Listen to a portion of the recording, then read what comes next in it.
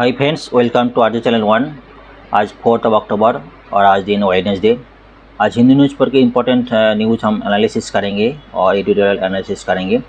कुछ important news जैसे कि फर्स्ट पेपर में फर्स्ट पेज में है कनाडा का जो अभी जस्टिन ट्रूडो उन्होंने उसका कुछ पॉइंट है।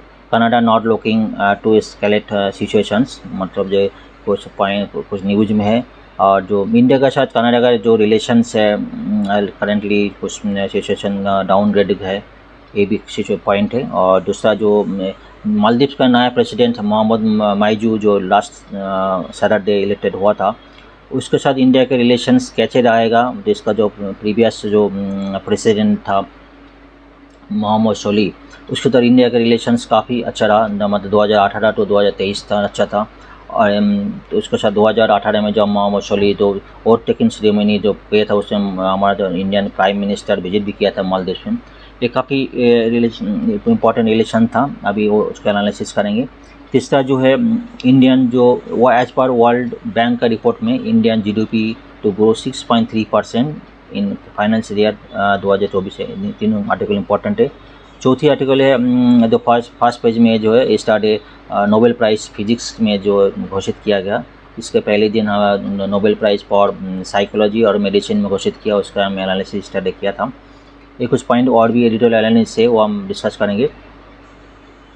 अगर Canadian point of view discuss करेंगे एज पर जो मीडिया के रिपोर्ट है, उसका फॉरेन मीडिया के रिपोर्ट में इंडियन गवर्नमेंट जो है कनाडियन जो 41 जो डिप्लोमेट को मतलब अक्टूबर 10 के अंदर जो है वापस करने के लिए बोले थे, मतलब फ्लाई बैक करने के लिए बोले थे। दिस इज एज पर एक फॉरेन मीडिया रिपोर्ट है। तो कनाडियन गवर्नमेंट जस्टिन ट्रूडो बताया जो एज पर जो डिप्लोमेटिक जो रिलेशन है अभी सिचुएशन में ख़राब नहीं करना है, उसको ख़राब नहीं करना, उसका रिलेशन है। अगर कनाडियन का जो अगर ये point as per UPSC aspirant इसका सिचुएशन इस न्यूज़ का प्लस माइनस दोनों साइड भी आपको देखना चाहिए। जैसे कि इंडिया में अगर एक साइड देखेंगे इंडिया का जो इंडिया में कनाडियन जो ऑफिस है 12 ऑफिस है, मतलब इंडिया का अंदर कनाडियन जो ऑफिस है 12 ऑफिस है। वायरस इंडियन कनाडा में इंडिया का ऑफिस 3 है, मतलब दोनों का काफ़ी 4 टाइम मतलब ज़्यादा है। इंडिया का ऑफिस 3 है in Canada and Canada office 12 in India, दोनों का अंदर बहुत डिफरेंस है।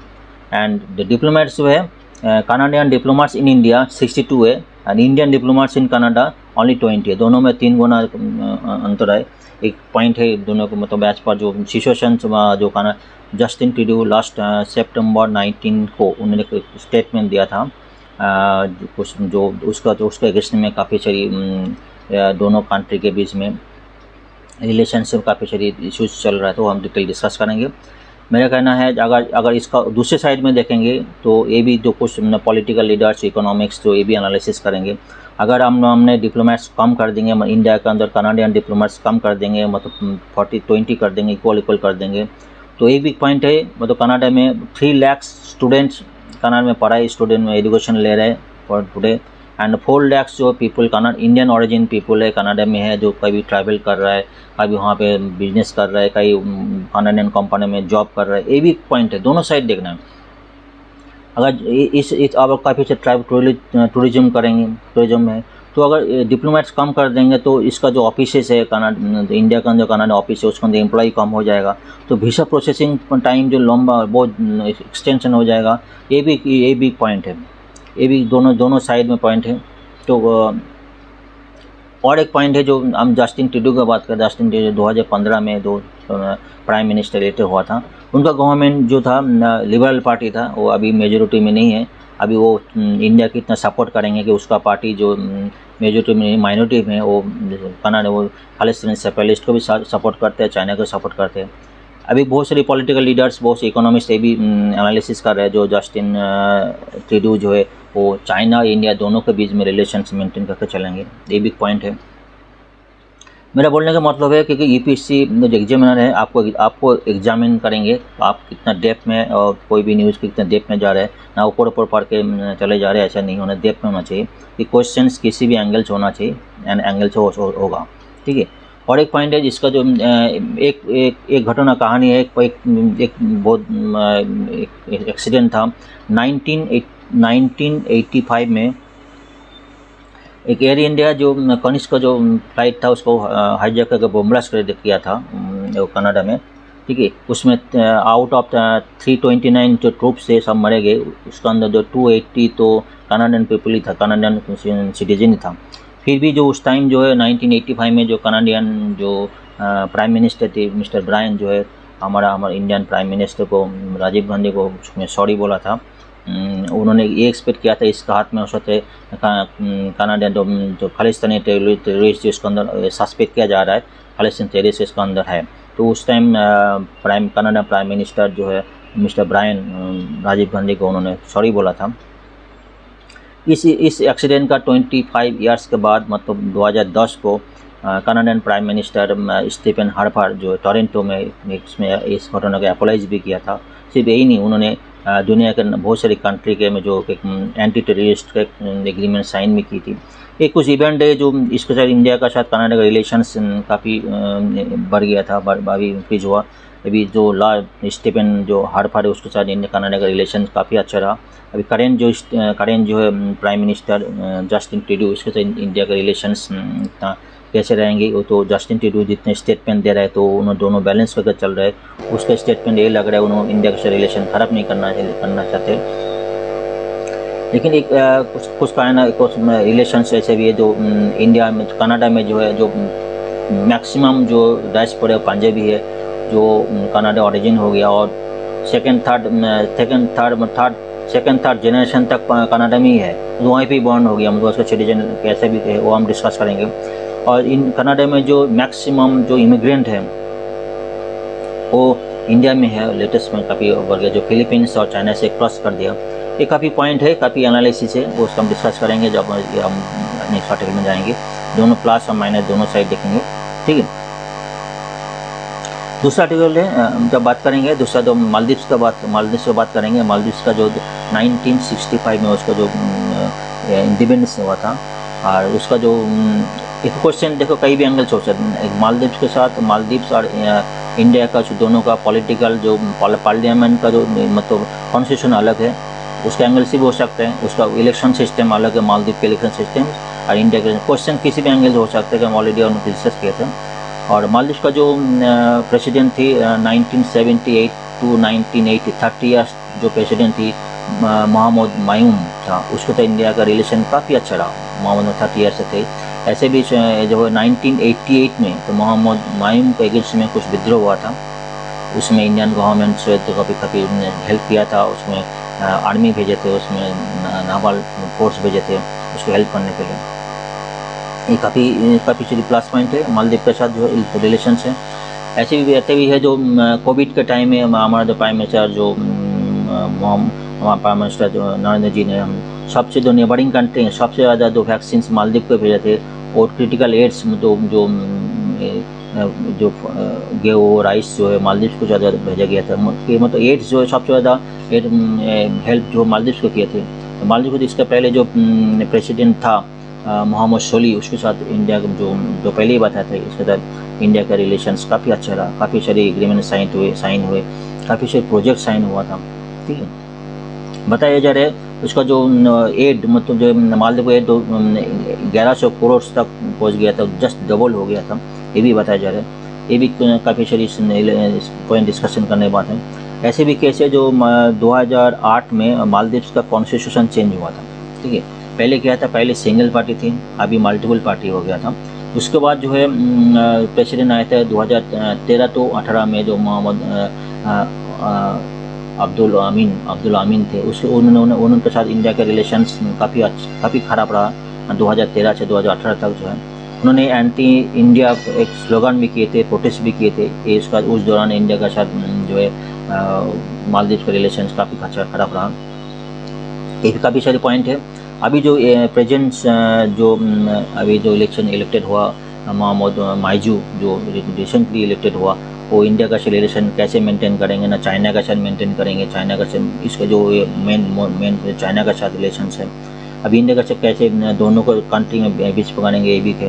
क्योंकि इलेक्टेड होने का शुरुआत में ही इन्होंने जो है इंडिया जो ट्रूप्स जो है जो मालदीव्स में है, जो इंडिया का मतलब फेवर करने के लिए लगाया गया था, जो इसका प्रीवियस प्रेसिडेंट थी मोहम्मद सोली जो उसके साथ इंडिया का कोई एक चुक्ति हुआ था, साइन एग्रीमेंट साइन हुई थी। ये भी पॉइंट है, अभी फिलहाल तो इसको डिस्कस करेंगे और डिटेल डिस्कस करेंगे। नेक्स्ट है वर्ल्ड बैंक का रिपोर्ट है, जो इंडियन जीडीपी जो बताया ग्रो 6.3% ग्रो करेंगे 2024 में। एक इम्पॉर्टेंट एनालिसिस है, वर्ल्ड बैंक का रिपोर्ट का भी क्वेश्चंस में आ सकते हैं अभी, लेकिन आज का रिपोर्ट में इन्होंने कई पॉइंट के ऊपर उन्होंने एनालिस दिखा। एक तो उन्होंने बताया इन्फ्लेशन के ऊपर बात की। मेजर जो उन्होंने पॉइंट आउट किया जो है women participant rate in work में जो है एम्प्लॉयमेंट में जो वुमेन पार्टिसिपेंट बहुत कम है, ये भी पॉइंट को उन्होंने किया था, मतलब 50% होना चाहिए एटलीस्ट, उन्होंने पॉइंट को बात किया था। क्योंकि एक कुछ एनालिसिस कुछ दिन पहले कुछ एनालिसिस हुआ था जो 2050 तक जो है वुमेन पॉपुलेशंस जो है काफ़ी बढ़ जाएंगे, तो गवर्नमेंट का पॉलिसीज़ कैसे रहेंगे। क्योंकि वर्ल्ड बैंक, ये भी इम्पोर्टेंट पॉइंट है, वर्ल्ड बैंक इसे जो women participant rate in employment उसका भी काफ़ी जोर दिया है। एक कुछ 3 आर्टिकल भी इम्पोर्टेंट है, हम इसके बाद जो है आर्टिकल को डेप्थ में चलते हैं, उसको डिटेल एनालिसिस करते हैं, ठीक है। First article related to international relations जो है, Justin Trudeau says Canada not trying to escalate diplomatic crisis, जो पहले डिस्कस किया था, मतलब डिप्लोमेटिक क्राइसिस दोनों कंट्री के बीच में है, उसको और एस्केलेट मत और बढ़ाना नहीं चाहते, वो इसको थोड़ा ये करना चाहिए, जिसको थोड़ा मेंटेन करना, उसको तो रिड्यूस करना उनका जो स्टेटमेंट है, जो जस्टिन ट्रूडो का जो स्टेटमेंट है, मतलब दोनों कंट्री के बीच में, मतलब चाइना और इंडिया के बीच में काफ़ी जो पॉलिटिकल लीडर्स है सोचता है दोनों चाइना इंडिया के बीच में मेंटेन करके चलेंगे, लेकिन on a day when foreign media reports said that India government has asked Canada to fly back 41 diplomats, मतलब employee across India by 10 अक्टूबर। एक फॉरेन मीडिया का जो है रिपोर्ट है, लेकिन अभी तक ये बताया जा रहा है अभी तो दोनों कंट्री के बीच में ऑफिशियली कुछ ऐसा कुछ स्टेटमेंट व ऐसा कुछ रिटर्न में कुछ आया नहीं, एक ऑफिशियली एक फॉरेन रिपोर्ट है। Prime Minister Justin Trudeau on Tuesday asserted that Canada was trying to escalate the diplomatic crisis with India। तो डिप्लोमेटिक क्राइसिस जो है, डिप्लोमेटिक रिलेशंस मेंटेन करना है। Describe the current face of relation with new Delhi extremely challenging, मतलब definitely extremely challenging relation में है। Justin Trudeau उनका कहना जो इसका जो एस्केलेट बढ़ाना, क्राइसिस को अब नहीं बढ़ाना है, ठीक है। और इसका जो पॉइंट को और डेप्थ में चलते हैं। Canada has 62 diplomats in India, ठीक है, हर India has 22 diplomats, already discuss किया, ठीक है। दोनों का जो डिफरेंस काफ़ी ज़्यादा है। इंडिया जब 20 डिप्लोमेट्स इन कनाडा, जो ऑलरेडी डिस्कस किया, and Canada has 3 times more than the Indian presence, ठीक है। मतलब 60 डिप्लोमेट्स, मतलब 62 डिप्लोमेट्स जो है इंडिया का अंदर है, ठीक है। तो इंडिया का जो है दोनों कंट्री के बीच में जो 19 जो है सितंबर 19 को जो जस्टिन ट्रूडो का स्टेटमेंट था, जो 10 जून में उनका जो खालिस्तानी सेपरेटिस्ट था जो है हमीद निज्जर पर, उसका जो उस मर्डर के पीछे में इंडियन एजेंट का कुछ हाथ है, ऐसा कुछ स्टेटमेंट था। Killing of permanent base pro Khalistan separatist जो है उसका कनाडियन इंडियन एजेंट का उसके रिप्लेस में उसका स्टेटमेंट था। उसके बाद जो है ऐसे काफ़ी सारी दोनों कंट्री के बीच में काफ़ी सारी इश्यूज है। पहले तो इंडियन गवर्नमेंट जो कनाडा में जितने से स्टूडेंट है, कनाडा जो इंडिया में डायस्पोरा है, इमीडिएटली जो हाई कमिश्नर कनाडा है उसको रिपोर्ट करने के लिए बोला था, इन टाइम तो अगर कोई इमरजेंसी हो तो रिटर्न बैक कर सकें, ऐसे कोई पॉइंट दिया था। उसके कुछ एक दिन बाद ही जो है जो कनाडा में जो है वीसा जो बंद कर दिया, कनाडा में जो वीसा जो है न्यू वीसा जो ऑलरेडी जिसके पास है वो ठीक है, न्यू वीसा कनाडियन के लिए न्यू वीसा अलॉटमेंट नहीं होगा, इसका एक स्टेटमेंट दिया था। काफ़ी दोनों कंट्री के में जो रिलेशंस काफ़ी मतलब डाउनग्रेडिंग है, ठीक है। Principle of being involve the Delhi want to diplomatic strength equal to both countries, मतलब बोले दोनों कंट्री में डिप्लोमेटिक स्ट्रेंथ जो है इक्वल होना चाहिए, देखो एज पर द स्टेटमेंट, ठीक है। जो पहले हरदीप सिंह निज्जर तो ऑलरेडी डिस्कस कर दिया हमने। We have to inform the Canadian government there should be parity in strength and rank equivalence in mutual diplomatic presence, तो दोनों कंट्री के बीच में जो डिप्लोमेटिक इक्वल होना चाहिए, और उसको ऑलरेडी हमने डिटेल में और डिस्कस किया, दोनों प्लस और माइनस डिस्कस किया, ठीक है। ऑलरेडी डिस्कस हो गया। 41 होना चाहिए इंटरफेरेंस हो है, डिप्लोमेट्स आर इंटरफेरिंग, मतलब अभी जो कनाडियन जो डिप्लोमेट्स है इंडियन जो इंटरनल मैटर में जो इंटरफेयर कर रहे हैं, ये भी एक पॉइंट इशू है दोनों कंट्री के बीच में जो रिलेशन है। कनाडियन जो फॉरेन मिनिस्टर मोनाली जोली, उन्होंने एक स्टेटमेंट दिया, दोनों वो told that government believes in having strong diplomatic footprint in India. मतलब their government, Canada government Indian government के स्ट्रॉन्ग डिप्लोमेटिक फुटप्रिंट मेंटेन करना चाहते हैं, ठीक है। इसका तो ऑलरेडी बहुत सारी ऑलरेडी डिस्कस किया। 3 लाख स्टूडेंट्स कनाडा में है, और मतलब उसका जो सिर्फ यही नहीं, दोनों कंट्री के बीच में जो इवन इकोनॉमिक्स ट्रेडिंग है, एक्सपोर्ट इम्पोर्ट काफ़ी मतलब अच्छे हुआ में डिस्कस करेंगे। इवन 600 कनाडियन कंपनीज जो है इंडिया में है, इंडिया में जो बिजनेस कर रहे हैं 600 कनाडियन कंपनीज, वो भी हम डिस्कस करेंगे। काफ़ी सारे पॉइंट है जो है इम्पॉर्टेंट है, और कई सारे एंगल क्वेश्चन कोई भी एंगल से आ सकता है, मेरा बोलने का मतलब ये है, ठीक है। बताया जा रहा है जो apart from Canadian high commission in New Delhi, Canada and consulate in कई जगह में, चंडीगढ़ में है, Bengaluru, Mumbai, also they have trade commissioner service office in total 8, New Delhi, Ahmedabad, Bengaluru, Chandigarh, Chennai, Kolkata, Hyderabad, कई जगह में जो उसका ऑफिस है, मतलब कॉन्सुलेट भी है और ट्रेड कमिश्नर भी है। और इंडिया का कितना है, इंडिया का जो एक तो कनाडा जो ओटा है उसका कनाडा जो कैपिटल वहाँ पे 12 है, ठीक है। बाकी रिमेनिंग 8 जो है टोरंटो में और वैंकूवर में है, तीन जगह में है। और जो है कनाडियन ऑफिस 12 जगह ऑफिस में है, और इंडिया जो 3 ऑफिस है, ये तो क्लियर है, ठीक है। In moment of tension, because indeed there are tension between both, मतलब कनाडियन जो फॉरेन मिनिस्टर ये बताया था, ठीक है, both government more event and important that diplomat on the ground, जो है दोनों कंट्री के बीच में जो टेंशन है उसका जो important that diplomat should be on ground, इसलिए that's why we believe in importance having strong diplomatic footprint India. जो कनाडियन फॉरेन मिनिस्टर जो ये बताया, जो दोनों कंट्री में स्ट्रॉन्ग डिप्लोमेटिक फुटप्रिंट उन्होंने ये रिलेशन मेंटेन करना चाहते हैं, ये बिग पॉइंट हो गया, ठीक है। सोर्स ये बताया, the large Canadian diplomatic presence is to facilitate the large number of Indians who travel Canada to purchase higher education, to pursue higher education and business and tourism. जो already discuss किया, जो higher education लेने के लिए और business tourism के काम के लिए जाता है, मैक्सिमम जो है 3 lakh students are starting in Canada, already discuss किया। 4 lakh students, 4 lakh Indians go there to work in companies और visit with family members and tourist purpose में जो जाता है। इस सारे काम के लिए वीसास का रिक्वायरमेंट ज़्यादा होता है, इसी related number of Canadian diplomats जो है ज़्यादा है इसमें इंडिया के अंदर, ये भी सोर्स से बता रहा था। सोर्स से यही बता रहा है, reduction diplomatic strength would mean that visa तो प्रोसेस तो काफ़ी डाउनग्रेड हो जाएगा।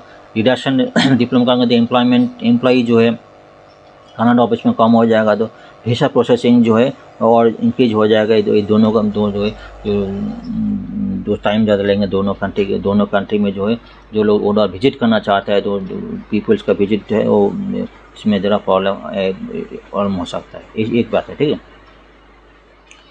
ये बात है 15 to 20 lakhs of Indian origin in Canada में 15 to 20 lakhs पीपल है, and the people to people connect both the countries extremely strong and robust, दोनों कंट्री का उन पीपल टू पीपल कनेक्ट। ऐसे भी बताया, जो पहले ही बताया, जो काफ़ी सारे पंजाबी जो कनाडा में है, 2nd 3rd जनरेशन तो वहीं पे है, वहीं पे बॉर्न, वहीं पे जन्म हुआ। Sources said that their travel will be impacted if the visa processing time because of longer due reduce the staff strength reduce हो जाएगा, तो वीसा प्रोसेसिंग टाइम ज़्यादा हो जाएगी, तो इसके लिए इम्पैक्ट पड़ सकता है। ये भी काफ़ी सारे पॉइंट है, ठीक है। एक ऑलरेडी फॉरेन मिनिस्टर से Canada we should to have a strong diplomatic footprint in India, discuss हो गया, ठीक है। कुछ एनालिटिक पॉइंट है, जैसे कि ये बताया 2000 as per UPSC point of view कुछ पॉइंट और एनालिसिस जो हमने इस पॉइंट में हम इस आर्टिकल में बैकग्राउंड में दिखाना, दो एनालिसिस करना इजी हम लोग। 2021 कनाडा में सेंसस हुआ था, ये बात है, कनाडा में सबसे ज़्यादा डायस्पोरा है वो पंजाबी है, तो सेकंड थर्ड जनरेशन तो वहीं पे है। इस आर्टिकल में देखा जाए सबसे ज़्यादा पंजाबी, 2nd 3rd जनरेशन तो वहीं पे, फॉलोड बाय तमिल्स, गॉन जो है गुजराती जो वहाँ पे बसता है, ठीक है। एक इम्पोर्टेंट एनालिसिस है। इमिग्रेंट ने सबसे ज़्यादा इमिग्रेंट 2016 to 2021 तक सबसे ज़्यादा जो है इमिग्रेंट जो कनाडा में वो इंडिया का है, अदर देन फिलीपींस का, जो चाइना का साथ इमिग्रेंट जो है मैक्सिमम इंडिया का इमिग्रेंट है 2.5 लाख जो है। ये भी कई सारी पॉइंट है। अगर इंटरनेशनल रिलेशंस की बात करेंगे, Canada have a significant trade relations in 2022 Canada India was Canada 10th largest trading partner. जो दोनों का अंदर से जो ट्रेड रिलेशन काफ़ी अच्छा है। 10th लार्जेस्ट जो ट्रेडिंग पार्टनर जो है इंडिया है कनाडा के लिए, ये भी एक बात हुआ था। 2018 India has been the largest source of international student in Canada, ये भी कुछ बताया था। एक्सपोर्ट में क्या इंक्रीज हुआ, पहले 2022 में 4.1 बिलियन US डॉलर थी, आप इंक्रीज हुआ पहले 3.76 बिलियन डॉलर 2021-22 में, तो एक्सपोर्ट बढ़ हुआ। इंपोर्ट में इंक्रीज हुआ 4.0105 था billion US dollar 2022-23 and 3.13 US billion dollar in 2021-22 का भी इंक्रीज हुआ। FDI foreign direct investment since 2000 साल में जो है 4.07 बिलियन US डॉलर है। Over 600 Canadian companies are in have presence in India, जो ऑलरेडी डिस्कस किया। 600 कनाडियन कंपनीज इंडिया के अंदर है। Indian companies in Canada are active in information technology, software, steel, natural resources, banking sector, ये भी काफ़ी सारे सेक्टर में काम कर रहे हैं। क्या क्या एक्सपोर्ट करता है तो कनाडा में जो jewellery, precious metal, stone, pharmaceutical, readymade garments, mechanical applicants और अप्लायंस, ऑर्गेनिक केमिकल, काफ़ी सारे आइटम जो है एक्सपोर्ट करता है। वहाँ से इंपोर्ट क्या करते हैं, इंपोर्ट जो है कनाडा से लेते हैं। मेन तो मसूर दाल है, पल्सेस है, ठीक है, इंपोर्ट है। न्यूज़ प्रिंट है, वुड पाप, asbestos, potash, iron, scrap, copper, minerals, काफ़ी सारी आइटम जो है वहाँ से इंपोर्ट करते हैं। बिना बोलने मतलब जो दोनों कंट्री का जो रिलेशंस काफ़ी स्ट्रांग बना रहा, जो बिकॉज ऑफ प्रीवियस जो गवर्नमेंट था उसका रिलेशन, उसका वजह से, ठीक है। लास्टली कुछ पॉइंट ये भी आ सकते हैं क्वेश्चंस में, जो ऐसे भी जो कनाडा के बाद चल रहे को बाकी क्वेश्चन जो सराउंडिंग जो क्या है, आरबी कंट्री बा ओशंस क्या है देखेंगे। तो ये कनाडा है, तो वैसे देखा जाए नॉर्थ में, अगर नॉर्थ में आर्टिक सी है, ठीक है, इसका ग्रीनलैंड इधर है, यहाँ पे जो इसमें तो आपको साउथ में यूनाइटेड स्टेट है, पैसिफिक ओशंस इधर है ना, ठीक है, और जो अटलांटिक ओशंस है मतलब आपको ईस्ट में है। ये कुछ जो सराउंडिंग जो सी है और मतलब कंट्रीज है डिस्कस किया हमने, काफ़ी सारे पॉइंट डिस्कस किया, मतलब और भी काफ़ी सारे आर्टिकल्स आएंगे और उसका देखेंगे। लेकिन डिस्कस करने टाइम में बहुत प्लस माइनस दोनों डिस्कस होना चाहिए एज पर यूपीएससी एस्पिरेंट, क्योंकि क्वेश्चंस किसी भी एंगल से हो सकते हैं। आप कोई भी आर्टिकल स्टडी करेंगे तो उसका सराउंडिंग नेट में और भी सारी डिफरेंट जो रिसर्च क्या क्या बता रहे, तो उसको प्लस और माइनस दोनों साइड क्वेश्चन रखना चाहिए। एक न्यूज़ पर फॉलो करेंगे तो एक्चुअल एग्जैक्ट नहीं मालूम पड़ते, एक एनालिसिस बाद जो बोलते हैं वो कुछ है, दूसरा ने तो एग्जैक्ट आपको प्लस और माइनस दोनों साइड देखने में बार बार बोलता हूँ, क्योंकि क्वेश्चन इसी एंगल से होगा। आपको डिसीजन व सॉल्यूशन आपको देना है, आपको एनालिसिस करना है कि इसमें क्या रीज़न है, ठीक है। नेक्स्ट आर्टिकल तक चलते हैं। नेक्स्ट आर्टिकल ऑलरेडी डिस्कस किया, जो मालदीव न्यूली इलेक्टेड जो प्रेसिडेंट है मोहम्मद माइजू, उन्होंने बताया था, पॉलिएस्टर बताया, will remove Indian force from the Maldives, तो उन्होंने बताया। चलो हम आर्टिकल का डिटेल डिस्कस करते हैं। After election Muizzu repeat his promise, जो उन्होंने प्रॉमिस किया था, जो कैंपेन का मेन एजेंडा था, तो इंडिया जो ट्रूप्स है, इंडिया मिलिट्री जो है मालदीव्स के अंदर है, उसको हटाना जो उसका मेन एजेंडा था। और उसको जो प्रीवियस जो 2013 से 2018 तो उसका जो प्रेसिडेंट था मोहम्मद आमीन था, अब्दुल्ला आमीन, सेम उन्होंने जो ये था तो इंडिया आउट जो कैंपेन था, सेम कैंपेन उन्होंने फॉलो किया। His promise to ousting Indian force, ठीक है। ये क्वेश्चन पॉइंट है, ये तो जो यूपीएससी इंटरनेशनल रिलेशन के साथ जो GS2 पेपर है, यूपीएससी उसके साथ कोरिलेट कर सकते हैं। चलिए, the people don't want foreign military on the atoll, जो मालदीव्स के अंदर जो है फॉरेन मिलिट्री नहीं चाहिए उनका, जो मेनली जो है सोवर्निटी का जो है, सोवर्निटी का जो इशू लेके जो कैंपेन था, मालदीव सोवर्निटी जो है सोवर्निटी को लेके किया था। इंडियन ट्रूप्स जो मालदीव्स के अंदर है उसका जो इसी के टॉपिक में जो है इलेक्शन कैंपेन थी।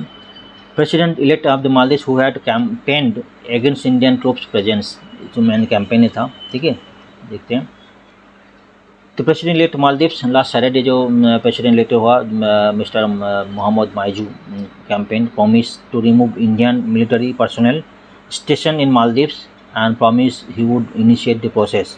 तो ऑलरेडी जो कैंपेन था, जो इन्होंने प्रॉमिस किया था, इंडियन जो मिलिट्री जो ऑलरेडी मालदीव्स के अंदर है उसको निकालना है, आउटस्टिंग करना है।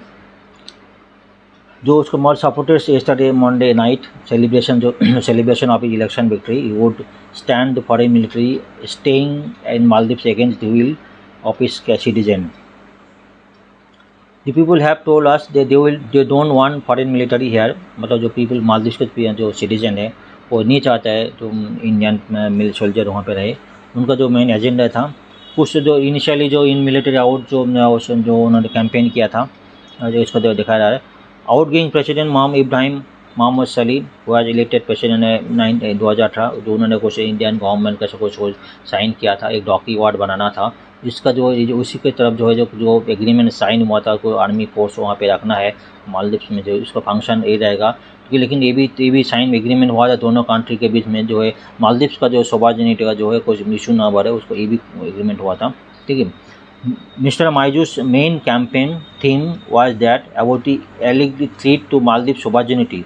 मतलब अगर इंडिया ट्रूप्स मालदीव में है तो मालदीव सोवरेनिटी जो है उसका बहुत इम्पैक्ट पड़ रहा है. उसका मेन थीम यही था. ठीक है. Some Indian military personal on an island part of the parties year long India out क्या स्ट्रेटजी दे. तो इसके प्रीवियस जो प्रेसिडेंट था अब्दुल्ला अमीन जो है 2013-2018 बार बार बता रहा हूँ. ठीक है. उसका इंडिया आउट जो कैंपेन था सेम चीज़ ऑलरेडी डिस्कस हो गया था. Number of troops main function non activities of Indian military include operating 2 helicopters donated to by India. जो इंडिया में दो हेलीकॉप्टर इंडिया ने डोनेट किया था उसको ऑपरेट करना. असिस्टेंट टू रेस्क्यू ऑपरेशन कोई भी सी साइड में कोई भी कैलामिटीज हो कोई भी प्रॉब्लम हो उसको रेस्क्यू करना उसका जो ट्रूप्स का इंडियन ट्रूप्स का काम था. ठीक है. यही उसके लिए एग्रीमेंट हुआ था. ये जो एक डॉक्यूमेंट बनाना था जहाँ पे जहाज़ करार निर्माण का था ये डॉक्यूमेंट बना एग्रीमेंट हुआ था. इसके साथ जो है प्रेसिडेंट सोलीज के साथ जो है जो इंडियन गवर्नमेंट के साथ हुआ था. ठीक है. ये कुछ पॉइंट है. कुछ पॉइंट है ईपी से रिलेटेड है जो ऑलरेडी डिस्कस किया जो है उनके जो मालदीव से उसका जो सराउंडिंग जो है इंडिया जो नॉर्थ ईस्ट की तरफ 600 किलोमीटर से और श्रीलंका जो नॉर्थ ईस्ट का 645 किलोमीटर से. ठीक है. ये जो कंट्री जो है already long north ocean north central Indian ocean के अंदर है. ठीक है. मालदीव है population 5.2 lakh people according to election commission. Maldives से 2.8 लाख ऑफ एलिजिबल वोटर्स. ठीक है. हुई 1.6 lakh of members of various political parties. ये कुछ इन्फॉर्मेशन से एक इम्पॉर्टेंट पॉइंट है मालदीव्स का जो इलेक्शन मेथड है this is different from India. मतलब मालदीव्स का जो इलेक्शन मेथड है उसका मोर रिलेटेड टू फ्रांस से रिलेट करते हैं. वहाँ पे 2 राउंड में इलेक्शन होगा. अगर जो फर्स्ट जो पार्टी जो है फर्स्ट 50% वोट गेन करेंगे वो इलेक्टेड घोषित किया जाएगा. एक्चुअली उसका पहले जो सेकंड राउंड में जो मोहम्मद माइजू जिन्हें जो विक्ट्री किया 54% वोट हुआ था. तो पहले राउंड में जो कोई भी पार्टी 50% उन्होंने गेन नहीं किया था. सेकंड राउंड में जो है मोहम्मद माइजू 54% गेन किया था और 46% जो है मोहम्मद सोली जो है उनको गेन अचीव किया था. ठीक है. पॉइंट मेरा बोलने का मतलब क्वेश्चन किसी भी एंगल हो सकते हैं अपन तो पॉलिटिकल व पार्लियामेंट का क्या डिफरेंस है व कैसे उसका जो पॉलिटिकल क्या डिफरेंस है कैसे इलेक्शन मेथड में कुछ भी हो सकता है. हम कोई भी पॉइंट ग्राउंड हम कवर कर रहा हूँ. Saturday provisional election on of the higher of turn out of 86% vote हुआ था. प्रीवियसली 79.85 जो है बहुत सबसे लो है. ये कुछ इंपॉर्टेंट पॉइंट है. जो मालदीव जो प्रेसिडेंट था ऑलरेडी बात कर 1965 में मालदीव जो है प्रेसिडेंट इंडिपेंडेंस हुआ था. उसके बाद जो कॉन्स्टिट्यूशन नंबर 1968 टू 1978 जो है इब्राहिम नासिर था.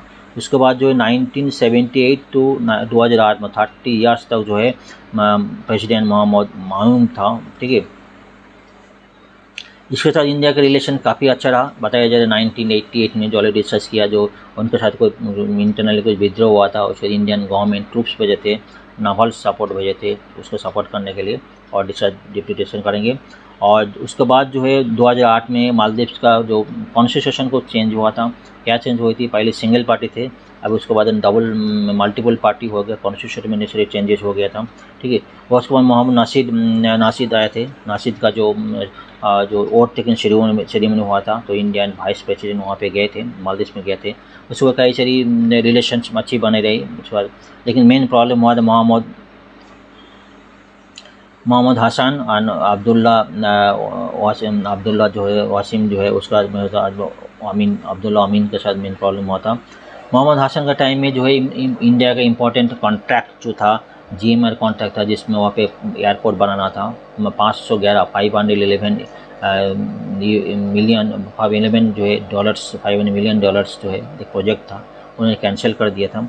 तो ये बताया जा रहा है जो इंडिया के साथ कुछ लोन मांगने जा रहा था, तो इंडिया का कोई इश्यू था, तो उसके बाद लोन नहीं मिला जो मालदीव्स को, तो उन्होंने चाइना का साथ जो लोन मिला विदाउट एनी कॉन्ट्रैक्ट, बट मुझे उसको चाइना का साथ जो टाई अप हो गया था, ठीक है। उसके बाद मोहम्मद अब्दुल्ला अमीन के टाइम में जो चाइना का साथ रोड एंड बेल्ट टाइप हुआ था। इसी टाइम में जो है इंडिया आउट कैंपेन किया था, तो इंडिया का साथ मालदीव के रिलेशन सबसे ख़राब इसी के टाइम में हुआ था सबसे ज़्यादा। उसके बाद जो जब 2018 में इब्राहिम मोहम्मद सोली जो प्रेसिडेंट हुआ था, उसके बाद इंडिया का रिलेशंस काफ़ी अच्छा रहा। और इंडिया का जो उसका जो वोट टेकिंग सेरेमनी में हमारा जो प्राइम मिनिस्टर नरेंद्र मोदी जी मालदीव गए थे, इसके टाइम में जो काफ़ी रिलेशन अच्छा रहा इंडिया का, ट्रेड रिलेशंस और काफ़ी सारी हम जो ऑलरेडी डिटेल डिस्कस करेंगे। यही बताया जाए 2002 उसमें जो एड इंडिया का जो एड मतलब उसका एड गया था, मतलब 1100 करोड़ तक पहुंच गया था मालदीव का जो एड हुआ था। काफ़ी सारे प्रोजेक्ट अभी रनिंग में है, पाइपलाइन में है, ठीक है। अभी लेटेस्ट जो प्राइम प्रेसिडेंट इलेक्ट हुआ था वो इलेक्ट हुआ है अभी, मोहम्मद माओजू है। देखा जा रहा है दादाजी नहीं हो सकते या चाइना का ज़्यादा फॉलो करेंगे, कोई पॉलिटिकल व इकोनॉमिस्ट ये भी सोचा एनालिसिस कर रहा है जो ना इंडिया चाइना दोनों का रिलेशन मेंटेन करके चलेंगे। डेटा देखते क्या हो रहा है। कुछ इंडिया मालदीव रिलेशंस हैं, कुछ इंपॉर्टेंट है security cooperation point of view जो ऑलरेडी डिस्कस किया था। इंडिया जब भी last emergency assistant to the Maldives wherever required, जब भी जितने टाइम की जरूरत हो इंडिया मालदीव्स को जो है सपोर्ट किया उन्होंने मालदीव्स को, ठीक है। 1988 ऑलरेडी डिस्कस किया, जो प्रेसिडेंट मायूंग था उससे जब कुछ विद्रोह हुआ था तो इंडिया ट्रूप्स और सपोर्ट आर्मी भेजे थे। इस ऑपरेशन कैक्टस जो था उसमें था, उसने काफ़ी सपोर्ट किया। मतलब 30 ईयर्स 1978 टू 2000 तक 30 ईयर्स तक इंडिया के साथ मालदीव का रिलेशंस काफ़ी अच्छा रहा। डिजास्टर मैनेजमेंट 2004 सुनामी और drinking water crisis in Male a decade later, जो भी जरूरत हो इंडिया का असिस्टेंस हर टाइम पहुँचते रहा, ठीक है। पेंडेमिक टाइम में कोविड-19 टाइम में जो वैक्सीन सबसे ज़्यादा जो नेबरिंग कंट्री इंडिया का सबसे ज़्यादा वैक्सीन को एड जो भी ज़रूरत पड़े उनको मालदीव्स को ही गया था, ठीक है। When world supply chain were blocked because of the pandemic, India continue to provide crucial commodities Maldives under mission Sagar, जो है जो कोविड पेंडेमिक टाइम जो क्रूशियल कमोडिटीज मालदीव को भेजा गया, इसका नाम मिशन सागर था, ठीक है। इकोनॉमिक कोऑपरेशन काफ़ी सारी है, इसमें टूरिज्म है और ट्रेड रिलेशन है। टूरिज्म सेक्टर मालदीव में one of the best tourism sector for Indians, तो काफ़ी जो पीपल्स इंडियन पीपल्स है वहाँ पे जाते हैं, जॉब डेस्टिनेशन के लिए भी जाता है मालदीव, ठीक है। अगस्त 2021 में Afcons an Indian company sign a contract for the largest ever infrastructure project in Maldives, ठीक है, which is the greater Male connectivity project GMCP। मतलब 2021 में एक major project infrastructure project sign हुआ दोनों कंट्री के बीच में, एक मेजर इकोनॉमिक कोऑपरेशन है। India is Maldives second largest trading partner rising from 2018 से 2021 तक India second largest trading partner to Maldives हुआ था, ठीक है। Biter trade register growth 31% over the previous year, overcoming the pandemic related challenges. मतलब एक मेजर इकोनॉमिक ट्रेंड दोनों का ट्रेडिंग रिलेशन काफ़ी अच्छा रहा, 2018 to 2021 तक काफ़ी इंक्रीज हुआ, ठीक है। बायोलेटरल USD करेंसी स्वैप, मतलब दोनों RBI और मालदीव मॉनेटरी अथॉरिटी के बीच में 2019 को एक एग्रीमेंट साइन हुआ था। क्या था कि bilateral USD currency swap agreement दोनों मॉनेटरी एजेंसी पॉइंट का हुआ था। ये भी एक इम्पोर्टेंट दो रिलेशन है। जो पहली बात है, Maldives government cancel GMR contract for the Maldives airport in 2012।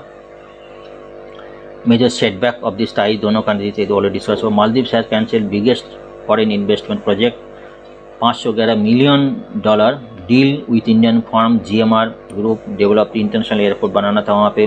Raising question है फ्यूचर एग्रीमेंट, काफ़ी सारे क्वेश्चन रेज हुआ था। एक ही सारे पॉइंट है, अलग अलग प्रेसिडेंट का टाइम में अलग अलग रिलेशन मेंटेन रहा। आफ्टर अमीन केम इन पावर 2013, ठीक है, मेन उसका जो इलेक्शन खराब हुआ था, जो इसमें जो है belt and सिंजिंग belt and road initiative उनसे टाइप हुआ, मालदीव गवर्नमेंट टाइप किया था। सिबेनी पानामतो जो है उसमें जो है वो इन इंडिया वेस्टर्न वो not willing to offer loans, I mean administration को लोन देने के लिए एग्री नहीं हुआ, तो मालदीव जो है बेजिंग के साथ हाथ मिलाया, उसके साथ मनी विदाउट एनी कंडीशंस के साथ लिया था। तब 2018 में जो न्यू गवर्नमेंट आया था, मोहम्मद सोली आया था, Delhi have a sign of relief, PM Modi went to Maldives to attend the swearing ceremony गया था। उसके बाद रिलेशंस काफ़ी अच्छा रहा। एक कुछ पॉइंट है ऑलरेडी डिस्कस किया था, कुछ पॉइंट है वही आया आगे का जो है, माइजू विक्ट्री में signal A shift in the Maldives foreign policy, मतलब फॉरेन पॉलिसी चेंज होने का जो है चांसेस है। मोस्ट प्रोबेबली चाइना के साथ रिलेशन ज़्यादा बने रहेंगे rather than जो है इंडिया का चर्चा सोचा जा रहा है। India is supported by former Abdulla Ameen who had a pro China stands, want in India out of the country, want in India out of, उन्होंने लिया था। या Abdul Ameen had launch India out campaign, उन्होंने लॉन्च किया था। इंडिया का रिलेशन काफ़ी खराब रहा। However, observe within the Maldives feel that Mr. Maiju unlikely to adopt severe ties with India। तो ऐसा बताया जा रहा है जो मिस्टर माइजू है, मोहम्मद माइजू है, इंडिया का साथ जो चाइना का दोनों से रिलेशन मेंटेन कर चलेंगे। कुछ प्रोजेक्ट तो इंडिया के साथ मालदीव अभी भी है। Recent project water and sanitation of in 34 islands है। Road and land road project चल रहा है अंडर आदू डेवलपमेंट प्रोजेक्ट। एक कैंसर हॉस्पिटल है, पोर्ट प्रोजेक्ट है, क्रिकेट स्टेडियम है, 2 एयरपोर्ट डेवलपमेंट प्रोजेक्ट चल रहा है। ठीक है, greater Male connectivity project with bridges है। ये काफ़ी सारी प्रोजेक्ट अभी भी है। सोशल प्रोजेक्ट चल रहे हैं, रिनोवेशन ऑफ मॉस्क है, बिल्डिंग नेशनल कॉलेज है, काफ़ी सारी प्रोजेक्ट है। ये भी एक इम्पॉर्टेंट जो बार बार बोल रहे, estimated suggested that between 2018-2022 India aid was over 1100 crores, more than double in previous term। तो प्रीवियस टर्म जो है गवर्नमेंट था उसके साथ भी जो है 1100 करोड़ जस्ट डबल हो गया था। ये कुछ पॉइंट है मालदीव और इंडिया के रिलेशन से, जो अभी कुछ पॉइंट डिस्कस किया, दोनों साइड में डिस्कस किया, प्लस और माइनस दोनों। ठीक है, नेक्स्ट स्लाइड में नेक्स्ट टॉपिक में चलते हैं। आर्टिकल चलते हैं। जो नेक्स्ट आर्टिकल में बताया था, जो वर्ल्ड बैंक का जो रिपोर्ट है वो इंडियन ग्रोथ जो जीडीपी ग्रोथ 6.3% इन्होंने बताया, प्रोजेक्शन दिया फाइनेंशियल 2024। इसमें जो उनका जो प्रोजेक्शन है, वर्ल्ड बैंक काफ़ी और सेक्टर ने प्रोजेक्शन किया है। वर्ल्ड बैंक का मैं कहना है अगर इंडिया का ग्रोथ तो भले ही 6.3% है फॉर द फाइनेंशियल ईयर 2024-23 है, लेकिन अगर हाई इनकम कंट्री बनना है तो कुछ फैक्टर को उन्होंने फोकस किया। तो मेनली जो लेबर फोर्स और जो labour women participant rate in labour force उसके इंक्रीज करना है, इस टॉपिक के ऊपर काफ़ी उन्होंने फोकस किया। तो ये बहुत इंपॉर्टेंट पॉइंट है। तो ये रिपोर्ट का हम डिटेल देखते हैं। चलिए, world bank keep India financial year growth GDP growth 6.3% due to warning demand है, डिमांड कारण जो जीडीपी ग्रोथ है और कम है 6.3%। अप्रैल महीने में उन्होंने फोकस किया था 6.3% है, और हमारा जो आरबीआई है उन्होंने भी 6.5% फोकस्ट किया। लेकिन इसके साथ कई रिपोर्ट उन्होंने जो लिखी है उसमें जो कई से फिशल डेफिसिट है, इन्फ्लेशन है और ग्लोबल जो ग्रोथ है, कई पॉइंट उनको रेज किया। जो हमने पहले ही बताया, जो एक 1 पॉइंट अगर इंडिया को नंबर 1 ग्रोथ जो है 8% तक ग्रोथ करना है तो कुछ पॉइंट को वो ज़्यादा ध्यान दें। इसका अंदर जो है लेबर्स और वुमेंस जो पार्टिसिपेंट लेबर फोर्स में जो पार्टिसिपेंट रेट है अभी बहुत कम है, 25% है, इसको 50% तक लेके जाना पड़ेगा। ये हम बताया था। चलो, पॉइंट ए रिपोर्ट काफ़ी इंपॉर्टेंट है। ठीक है, चलिए इसको आर्टिकल देखते हैं। World Bank noted that India needs more women in labour force to become a high income country. ठीक है, और हाई इनकम कंट्री बनाना है मतलब अभी 6.3 जीडीपी ग्रोथ है, अप टू 8% तक लेके जाना है। तो मेन फोकस उन्होंने किया है तो women needs more women in labour force, women जो लेबर फोर्स में जाना बड़ा भाई, इस पॉइंट को काफ़ी डिस्कस किया। सिर्फ क्वांटिटी नहीं, क्वालिटी पॉइंट भी उन्होंने पॉइंट किया, क्वालिटी एंड क्वांटिटी दोनों पॉइंट को उन्होंने बात किया। ठीक है, जो लेबर फोर्स पार्टिसिपेंट रेट इसको काफ़ी प्रोजेक्शन के एक इम्पॉर्टेंट पॉइंट है इंडियन इकोनॉमी के लिए, जो काफ़ी इम्पोर्टेंट जो रिपोर्ट है। ठीक है, ये रिपोर्ट हम डेप्थ में चलते हैं। तो 6.3% जीडीपी ग्रोथ उन्होंने बताया था, 6.3%। अप्रैल में भी उन्होंने जो फोरकास्ट वर्ल्ड बैंक ने किया था 6.3%। हाँ, India record 7.2% growth in 2022 financial year, 7.2% बताएं। जो आरबीआई रिपोर्ट फोरकास्ट इकोनॉमी को 6.5%, तो 7.2% जो ग्रोथ था, मतलब which is one of the highest, जो सेकेंड लार्जेस्ट हाइस्ट है, यही भी उन्होंने फोकस किया था जो वर्ल्ड बैंक में, जो एज पर G20 कंट्री जितने कंट्री उसके अंदर सेकेंड लार्जेस्ट है, हाइस्ट है। तो ये भी बता जो डेवलपमेंट अपडेट इंडिया में जो प्राइवेट से जो सेक्टर है, सर्विस सेक्टर, दोनों पर सर्विस सेक्टर और इन्वेस्टमेंट ग्रोथ जो है दोनों इंक्रीज है। सर्विस सेक्टर जो 7.4% एंड इन्वेस्टमेंट ग्रोथ जो है 8.9%, दोनों पॉइंट को फोकस किया। ठीक है, तो इन्वेस्टमेंट जो 2022-23 में 7.2% जो ग्रोथ था, जो जीडीपी ग्रोथ था, India highest growth, second highest among the G20 countries and almost twice the average of emerging market economics. जो एवरेज इमर्जिंग मार्केट जो हाई मार्केट है, जो हाई डेवलपिंग कंट्रीज है, उसका जो डेवलपिंग उससे जस्ट डबल है, ये भी उन्होंने फोकस किया था। ठीक है,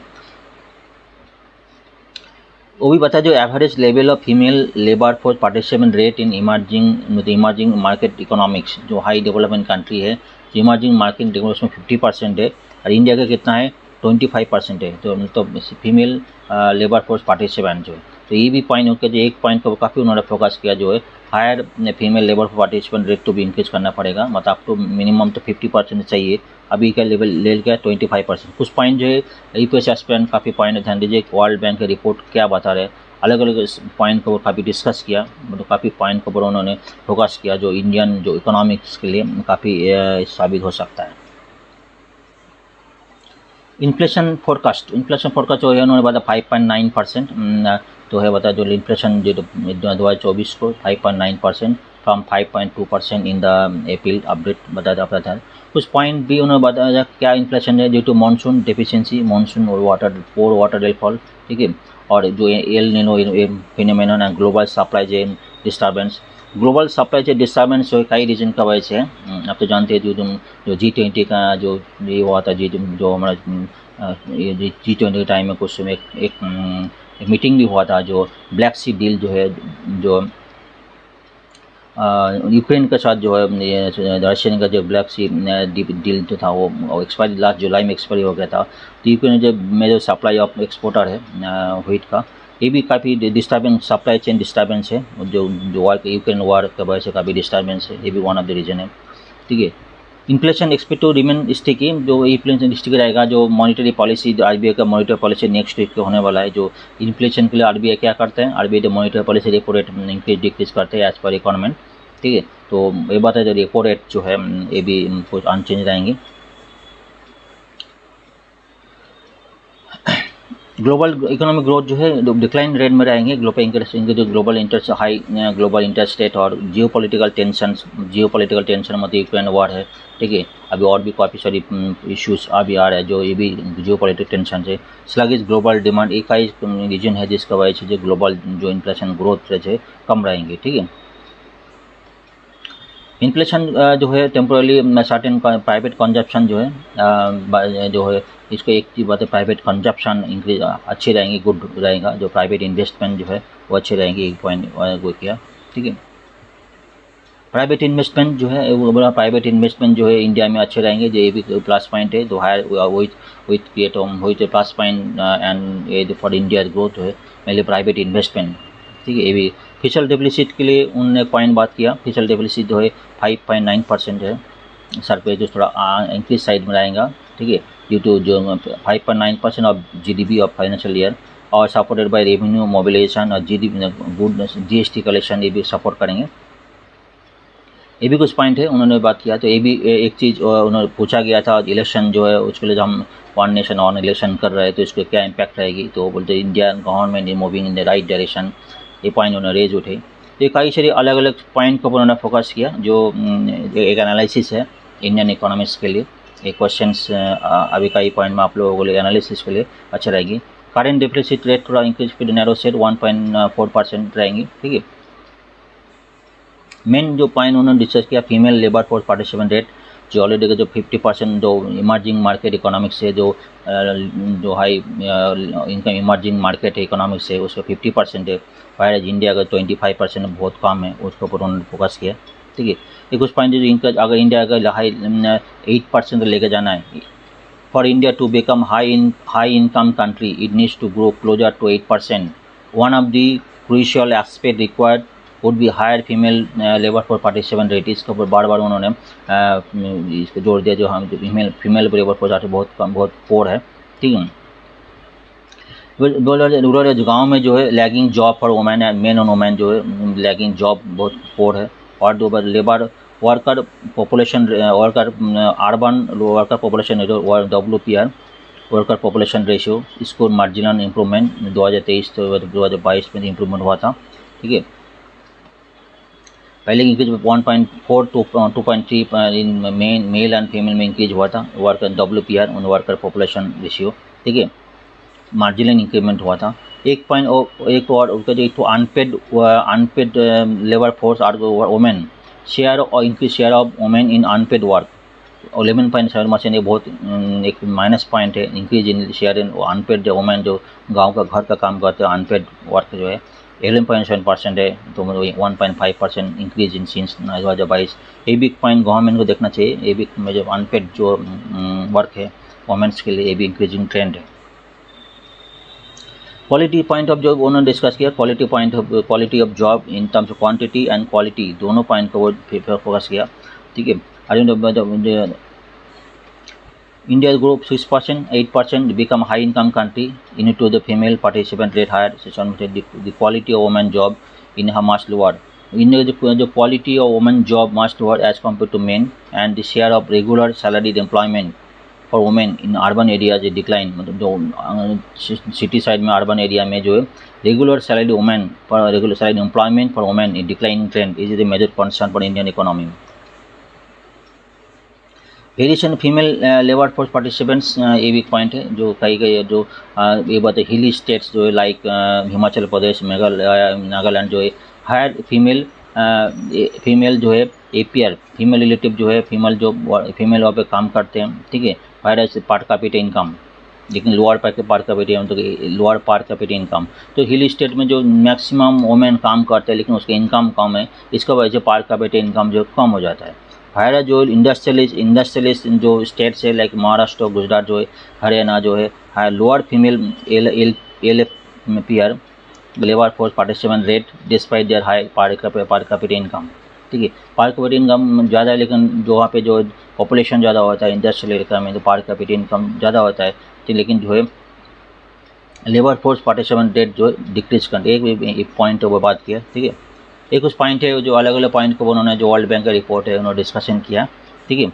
और कुछ पॉइंट जो EPSC पॉइंट ऑफ व्यू जो है कुछ सपोर्टिंग पॉइंट डिस्कस करना चाहिए। What is World Bank? It is created 1944 as the International Bank for Reconstruction and Development, मतलब IBRD अलॉन्ग विद IMF, ठीक है, International Monetary Fund. The IBRD later become an World Bank, ठीक है।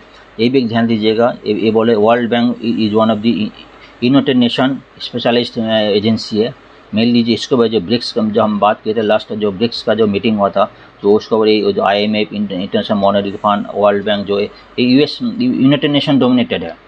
इसलिए जो BRICS country में जो है जो इसमें जो है यूनाइटेड नेशन नहीं है, उसके लिए सेपरेट को इसका सोच रहा है, तो इसका अल्टरनेटिव सोच रहा है जो चाइना रशिया जो इसका अल्टरनेटिव सोच रहा है, क्योंकि यूनाइटेड नेशन डोमिनेटेड है। एक पॉइंट जो एक साइड में बात याद है बात किया।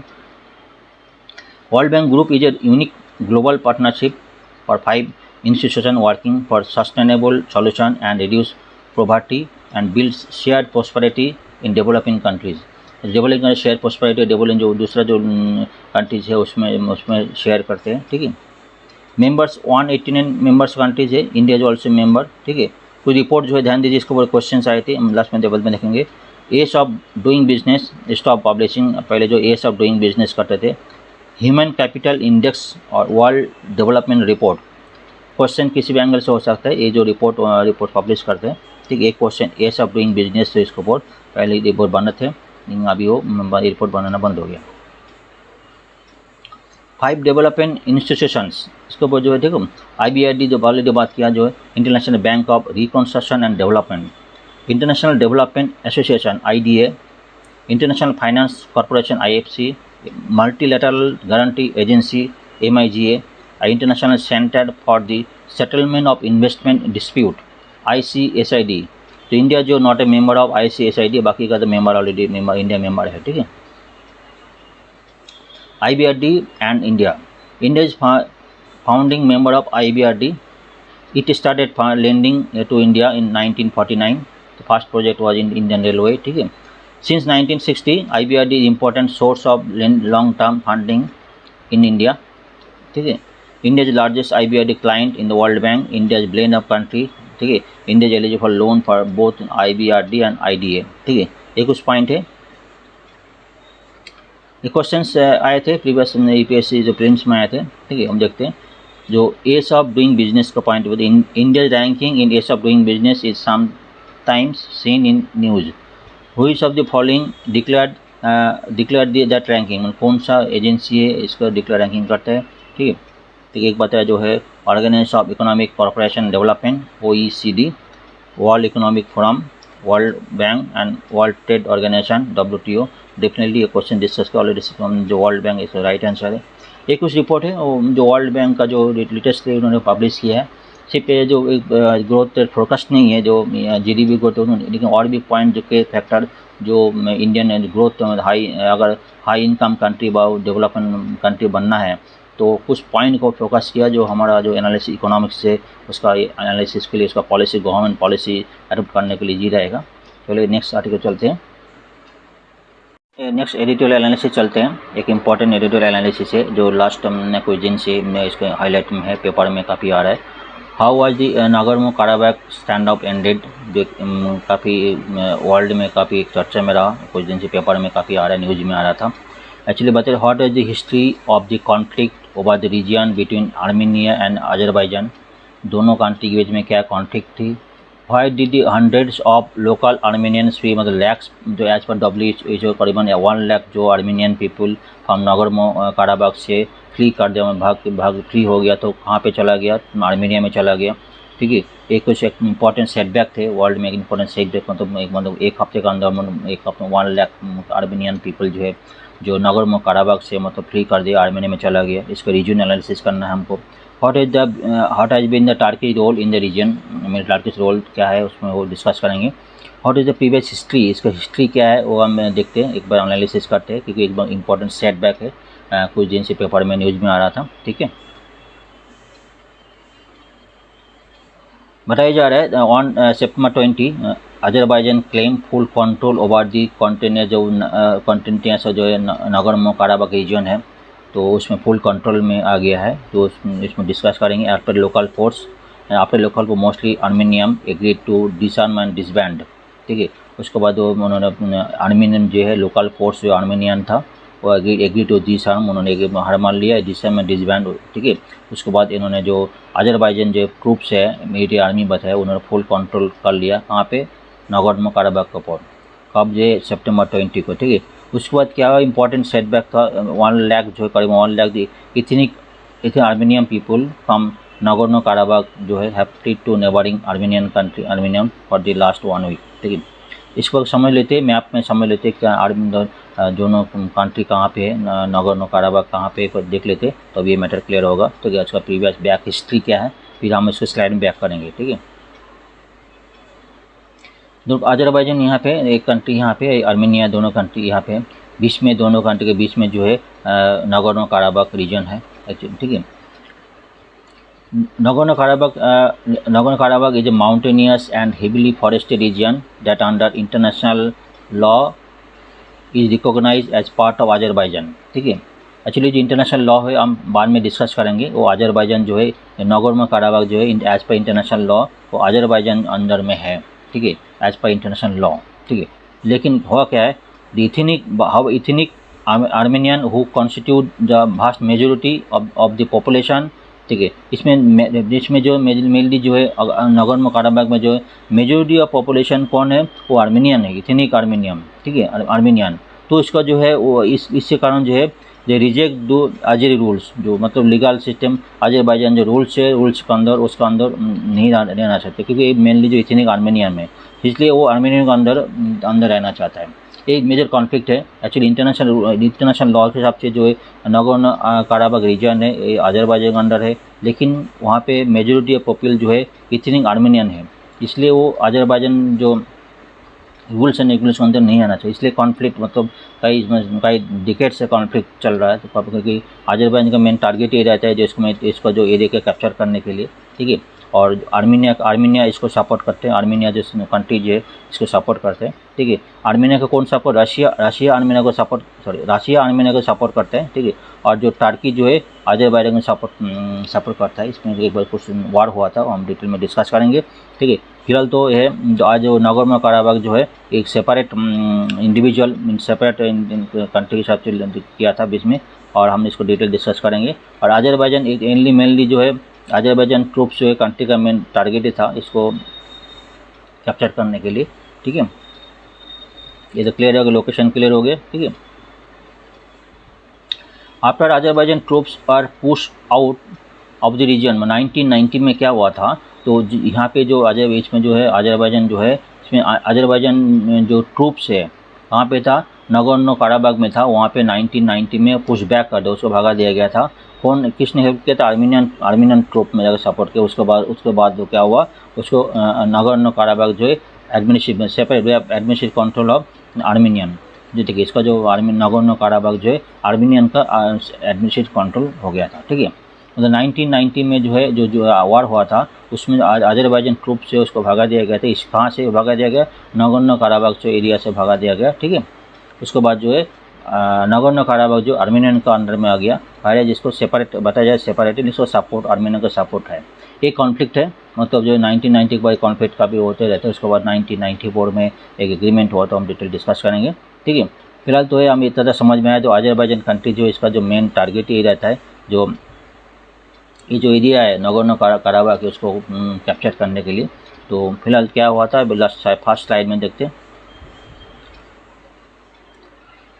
बताया जा रहा है सितंबर 20 को अजरबैजान जो ट्रूप्स है कंट्री है claim full control over Nagorno Karabakh जो है contentious Karabakh region after local force mostly Armenians agree to disarm. तो ये तो समझ में आ गया। तो जो लोकल फोर्स था वो आर्मेनियन जो है उसको डिसम कर दिया, मतलब भाड़ गया, उसके वजह से फुल कंट्रोल हो गया था, ठीक है। यही बताया जा रहा है। और तो 1 लाख जो एज पर WHO इथनिक आर्मेनियन तो फ्ली कर दिया। कहाँ से, नागोर्नो काराबाख से फ्ली कहाँ पे चला गया, नेबरिंग कंट्री आर्मेनिया में चला गया था। कम से कम 1 लाख जो पीपल अब देख रहे हैं, इसका कंडीशंस काफ़ी हालत खराब है। Nagorno Karabakh located within the international border of Azerbaijan, तो ऑलरेडी डिस्कस किया था, ठीक है। Caucasus region of Eastern Europe and Western Asia discuss हो गया, ठीक है। स्टोरी सो फार में ऑलरेडी डिस्कस सितंबर 20 को डिस्कस हो गया था, ठीक है। All dispute area a home of the majority population of ethnic American Armenians, ठीक है। ये तो आजरी माइनॉरिटीज है, मेनली जो major population Armenian ethnic Armenian है, ठीक है। इसको वजह से इसका जो कॉन्फ्लिक्ट है, ठीक है। ये तो क्लियर हो गया। मैं आपको एक बार और समझ लेता हूँ मैप में क्या बता रहे। तो ये जो दिस एरिया है वो आर्मेनियन कंट्रोल में टेरिटरी है, ठीक है। ये तो नागोर्नो जो नागोर्नो दिस वन जो नागोर्नो काराबाख है, ये दिस वन जो अजरबैजान, ठीक है।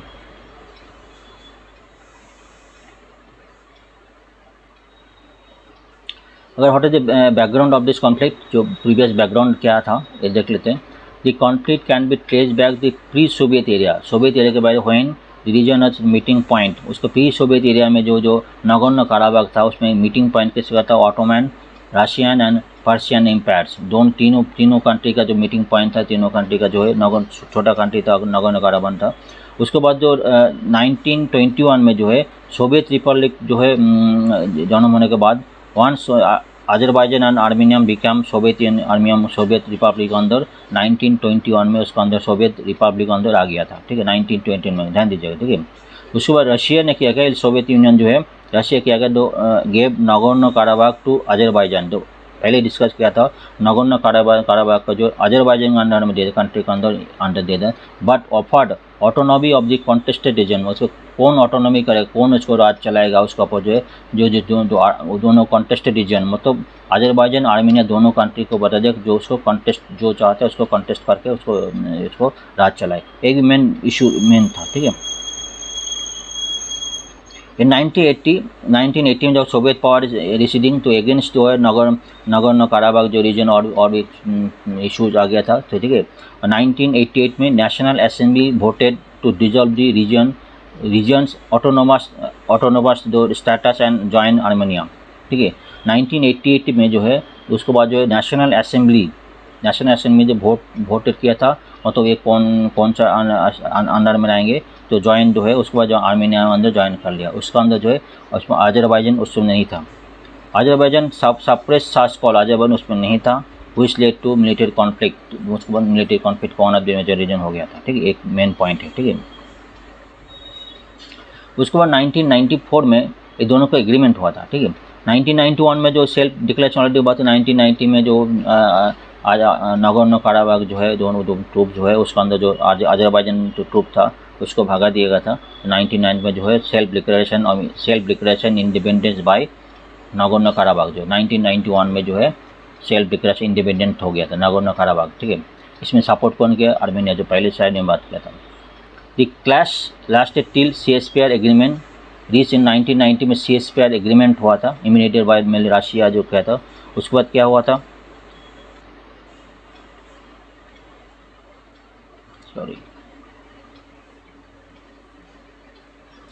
Since then, Organization for Security and Cooperation in Europe OSCE Minsk group एक जो ऑर्गेनाइजेशन है, ये क्या करते हैं, जो दोनों को जो chaired by USA, Russia and France have engage in Azerbaijan Armenia extensively resolve the conflict. उसका मतलब ये दोनों एक ऑर्गेनाइजेशन बनाया, दो कॉन्फ्लिक्ट है आर्मेनिया और अजरबैजान का कॉन्फ्लिक्ट, तब तक उसके अंदर रिजॉल्व किया था।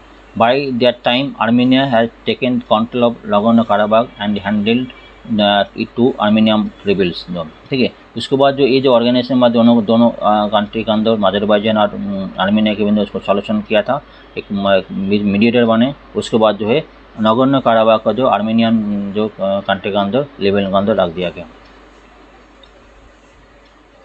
2020 में इसका जो फिर भी अजरबैजान कंट्री जो है फिर भी उसको कोशिश रहता है तो नागोर्नो काराबाग को अपना अंडर लाने के लिए 2020 को फिर अजरबैजान प्रेसिडेंट जो है उसमें युद्ध किया था। उसमें बताया जा रहा है 40% ऑफ नागोर्नो काराबाग जो उन्होंने अंदर अपना अंदर कर लिया था, कैप्चर कर लिया था, ठीक है। इन 2000 पीपल जो है उसके अंदर पीपल किल हो गया था, ठीक है। उसमें ये भी इशू थे, ठीक है। उसके बाद जो है while Armenia ally Russia little bit support Armenia and help to broker दो CSPR दोनों कंट्री का जो खत्म रशिया में जो मीडिएटर किया था, जो दोनों कंट्री का जो है CSPR एग्रीमेंट किया था, ठीक है। फिर भी ये वाला 40% जो है नागोर्नो काराबाग जो है वो अजरबैजान अंदर चला गया था, ठीक है।